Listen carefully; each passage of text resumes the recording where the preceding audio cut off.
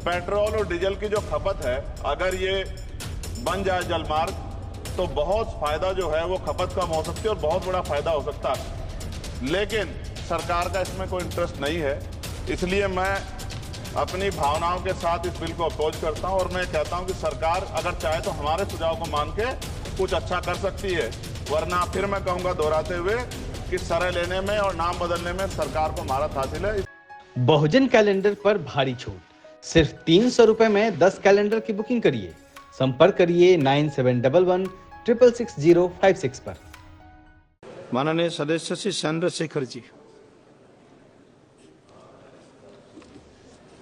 धन्यवाद सभापति जी कि आपने मुझे लैंडिंग बिल पे अपनी बात रखने का मौका दिया।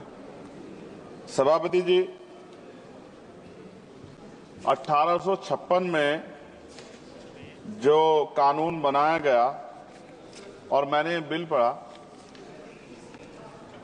क्या पढ़ने के बाद मुझे एहसास होता है कोई बदलाव नहीं, सिर्फ कॉपी पेस्ट किया गया।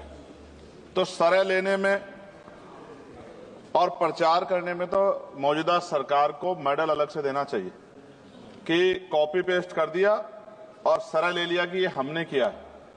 नाम बदलने में और सरा लेने में हमारी सरकार को महारत हासिल है, जबकि हकीकत ये है कि ये इंटरनेशनल लॉ है जिसके आधार पर सभी देशों को काम करना पड़ता है। अगर सरकार कुछ बदलाव चाहती थी तो इसमें बिल को इलेक्ट्रॉनिक फॉर्मेट में कर सकते थे।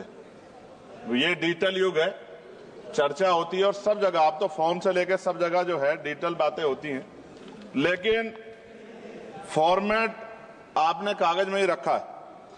कई देशों के बिल इंडिया में ही बन रहे हैं मैन पावर की वजह से, वहां मैन पावर कम है, यहां मैन पावर ज्यादा। अगर ये इलेक्ट्रॉनिक फॉर्मेट में आ जाता तो बहुत से भारतीयों को रोजगार मिल जाता। लेकिन मुझे ये भी बताना पड़ेगा कि हमारी सरकार का रोजगार देने में उनको बड़ी परेशानी है और वो रोजगार देने के खिलाफ, इसलिए उन्होंने शायद इलेक्ट्रॉनिक फॉर्मेट में नहीं रखा। जैसे उदाहरण, ऑस्ट्रेलिया में कोई माल चढ़ता है जहाज पर, उसकी इन्वेंट्री यहां बनती है, उसके लैंडिंग बिल भी इंडिया में बनते हैं। इलेक्ट्रॉनिक फॉर्मेट में कर देते तो उसका बैक एंड फॉर्मूला हमारे पास आ सकता था, इससे देश को फायदा होता और हमारे बहुत सारे लोगों को रोजगार मिलता।